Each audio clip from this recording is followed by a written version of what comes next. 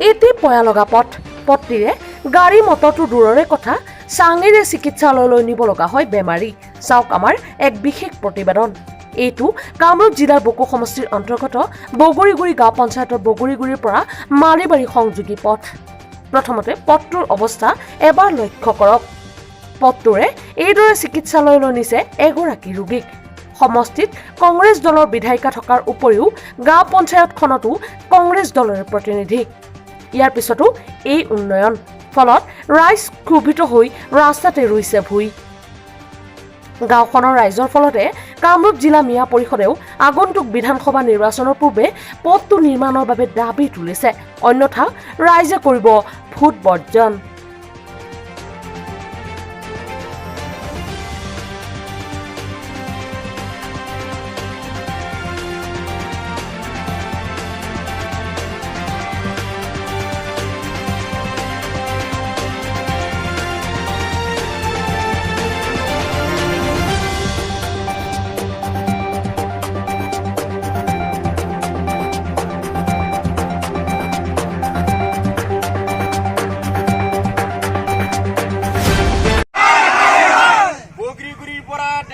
মালিবাৰী সংযোগী ৰাস্তা পকীকৰণ কৰিবই লাগিব।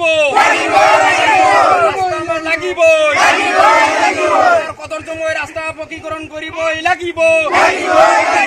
অসমৰ গ্ৰামোন্নয়ন মন্ত্ৰী হাই হাই, অসমৰ গ্ৰামোন্নয়ন মন্ত্ৰী হাই হাই, পঞ্চায়ত আৰু গ্ৰামোন্নয়ন মন্ত্ৰী হাই হাই। কদৰ্জময় ৰাস্তা আমাৰ পকীকৰণ কৰিবই লাগিব। ৰাস্তা আমাৰ লাগিবই। গড় কাপ্তানি মন্ত্ৰী হাই হাই, গড় কাপ্তানি বিভাগ হাই হাই, অসমৰ গড় কাপ্তানি বিভাগ হাই হাই। বোকাময় ৰাস্তা পকীকৰণ কৰিবই লাগিব।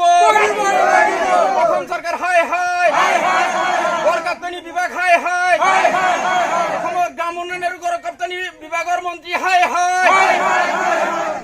এই ৰাস্তাখন বগৰীগুৰিৰ পৰা ২ নম্বৰ বগৰীগুৰিলৈ যি পকী ৰাস্তা হৈ আছে, আৰু পকী ৰাস্তাৰ মাজেদি যিখন ৰাস্তা ডেগাচাঙৰ পৰা মালিবাৰী সংযোগী যিখন ৰাস্তা, এই ৰাস্তা একেবাৰে বোকাময় কদৰ্জময় হৈ আছে, আৰু এই ৰাস্তাৰে কোনো মানুহে পথচাৰী চলাচল কৰিব পৰা অৱস্থা নাই। যাৰ কাৰণে আমি আহ্বান কৰিছোঁ যে অহা ২১ৰ নিৰ্বাচনৰ আগত যিয়ে প্ৰতিনিধি নহওক কিয়, যদি এই ৰাস্তাখন ২০২১ৰ নিৰ্বাচনৰ আগত যদি সঠিকভাৱে নিৰ্মাণ নকৰে বা মেৰামতিৰ কাম নকৰে, তেতিয়াহ'লে কিন্তু অহা নিৰ্বাচনত যি প্ৰতিনিধিয়ে ভোট বিচাৰি আহিব তেখেতসকলক কিন্তু পোষকতা দিবলৈ ৰাইজবাসী টঙালি বান্ধি আছে। যাৰ কাৰণে আমি আহ্বান কৰিছোঁ যে ৰাস্তা এখন আমাৰ লাগিবই। অহা নিৰ্বাচনৰ পূৰ্বে এই ৰাস্তাখন আমাৰ সঠিকভাৱে নিৰ্মাণৰ ব্যৱস্থা আপোনালোকে কৰি দিয়ক, নহ'লে কিন্তু ভোট ভিক্ষা কৰি ৰাইজৰ কাষত নাহিব। এইখিনি আমি সকীয়াই দিছোঁ। এজনী MLA আমাৰ নন্দিতা দাস আছে, তাইক বহুতবাৰ আমি আবেদন জনাইছোঁ, আমি ক্লাবত মাতিছোঁ, কিন্তু ক্লাবত এটা কথাও তেখেত কৈ যোৱা নাই। এইখিনিয়ে কৈছিল যে হয় মই কৰি দিম, কিন্তু এতিয়ালৈকে এটা কাম কৰা নাই। আমি আৰু কেৱল নন্দিতা দাস, গোপী দাস, যিমানখিনি MLA আছে তেওঁলোকৰ 1 টকাৰ মাটি এইখন গাঁৱত পৰা নাই।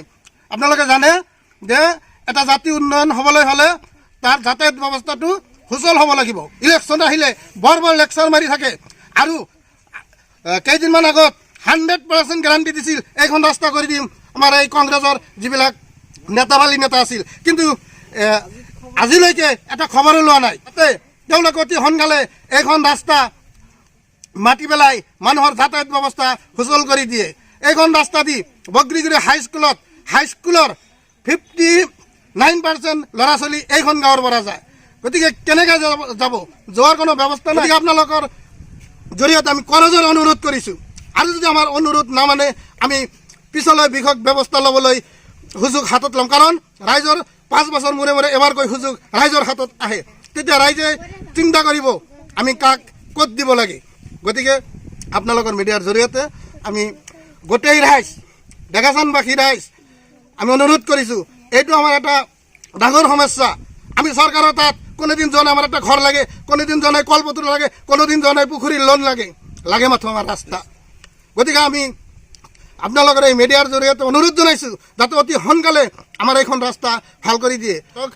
আমাৰ MLA মহোদয়ক অনুৰোধ জনাইছোঁ, পঞ্চায়ত প্ৰতিনিধিসকলক অনুৰোধ জনাইছোঁ যাতে তেওঁলোকৰ সুদৃষ্টিৰে এইখন ৰাস্তা আমাক ভাল কৰি দি আমাৰ যাতায়াত ব্যৱস্থা সুচল কৰি দিয়ে এই আমাৰ চৰকাৰলৈ আবেদন। Bureau report, news 31।